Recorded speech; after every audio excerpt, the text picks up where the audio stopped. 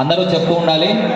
త్వక్ అస్థి అస్థి గతైః గతైః సర్వపాపైః సర్వపాపైః ప్రముచ్యతే ప్రముచ్యతే సర్వభూతేషు సర్వభూతేషు అపరాజితః అపరాజితః భవతి భవతి తతః తతః భూతప్రేత భూతప్రేత పిశాచ పిశాచ బద్ధ బద్ధ బ్రహ్మరాక్షస బ్రహ్మరాక్షస యక్షయమదూత యక్షయమదూత శాకిని శాకిని దాకిని హాకిని హాకిని హాకిని శత్రు శత్రు సర్పశు సర్పసు ఆపద ఆపద తస్కర తస్కర జ్వరాది శివరాది ఉపద్రవజ ఉపద్రవజ ఉపఘాతాః ఉపఘాతాః సర్వే సర్వే జ్వలంతం జ్వలంతం పశ్యంతు పశ్యంతు మాం మాం రక్షంతు రక్షంతు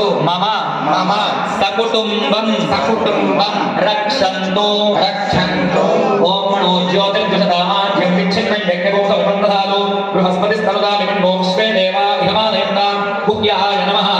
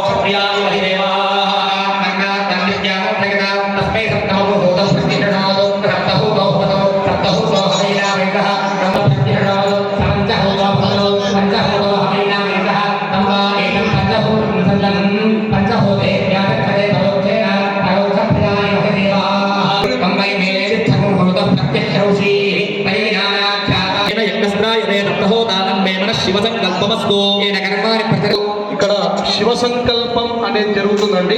ఎవ్వరు మాట్లాడకుండా వారు చదివేది మాత్రమే వినాలండి. ఇప్పటివరకు విన్నారు, దీని వివరం వల్ల మీకు చెప్తాను.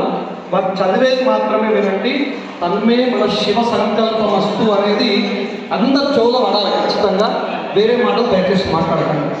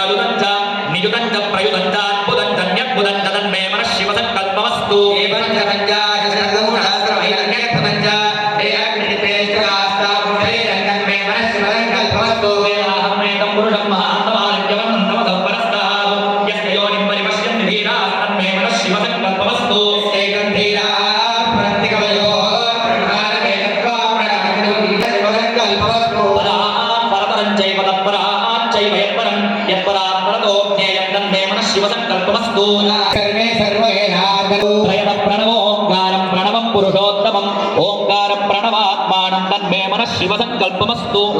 సర్వేషు వేదేషు దక్షిణే ఈశ్వరః అకారో నిర్గుణో జ్ఞాత్మా తన్మే మనః శివ సంకల్పమస్తు.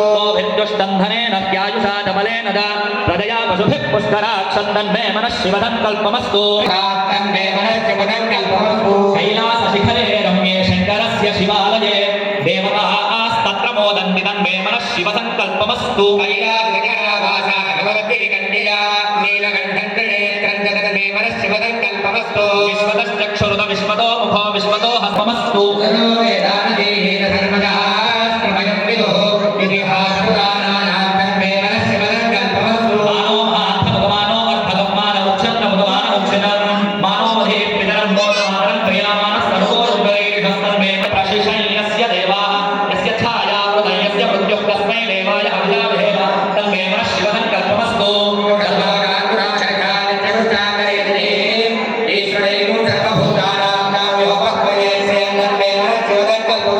यो रुद्रो तन्मे मनः शिवसङ्कल्पमस्तु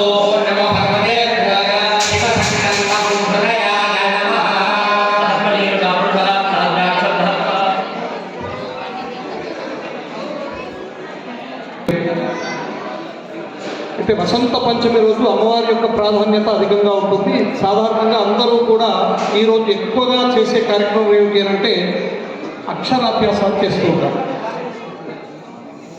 అక్షరాభ్యాసాలు చేయడం, అమ్మవారి ఆరాధన చేయడం వసంత పంచమి పర్వకాల సమయంలో వైశిష్ట్యంగా మనం భావిస్తాం. అయితే ఇక్కడ మనం ఈరోజు సంకల్పించినటువంటి కార్యక్రమంలో మహాలింగార్చన అనే కార్యక్రమాన్ని మనం ఏర్పాటు చేసుకున్నాం. మహాలింగార్చన మరియు సామూహిక కుంకుమార్చన కార్యక్రమాన్ని సంకల్పించడంలో ఆంతర్యం ఏమిటి అంటే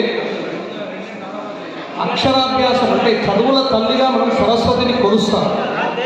చదువుల తల్లిగా మనకు సరస్వతి మనందరికీ నిరూపితం.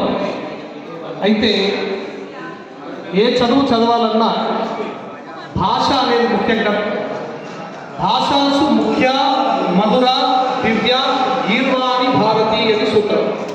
అంటే భాషలలో ముఖ్యమైనటువంటి భాష, ప్రపంచంలో ఉన్నటువంటి భాషలన్నిటికీ మూలాధారమైనటువంటి భాష సంస్కృత భాష. అన్ని భాషలకు మూలాధారమైన భాష ఏదండి?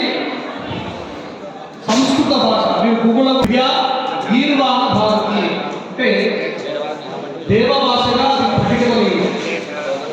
అయితే ఆ సంస్కృత భాష ఉద్భవం ఎలా జరిగింది అంటే ఏదైనా ఈ వాంగ్మయం ఈ యొక్క చరిత్ర ఈ సాహిత్యం అంతా ఎక్కడ ప్రారంభమైంది అన్నప్పుడు నృత్యావసానే నటరాజ రాజో నృత్యావసానే నటరాజ రాజో ననాదటక్కాం నవపంచవారం.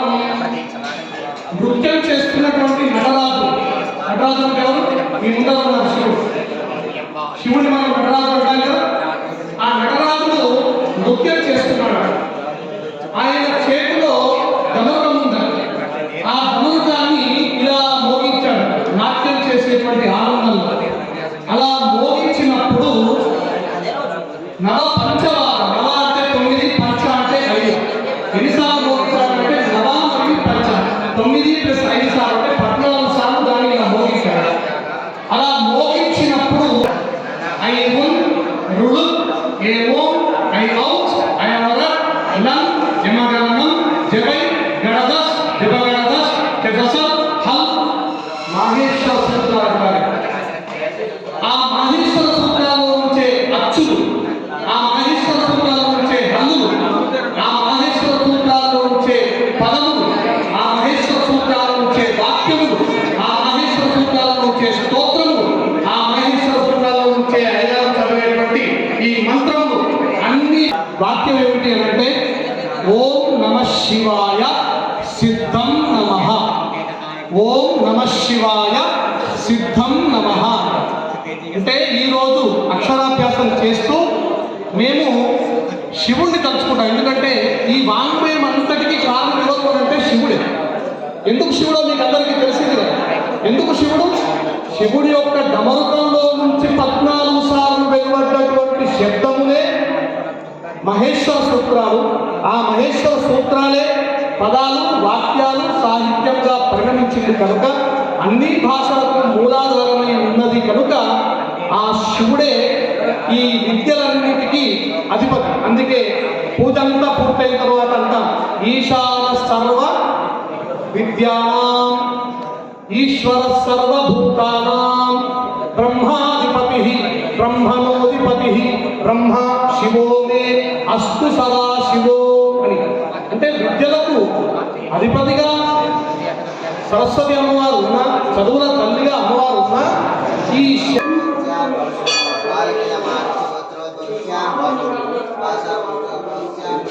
భూమేశ్వర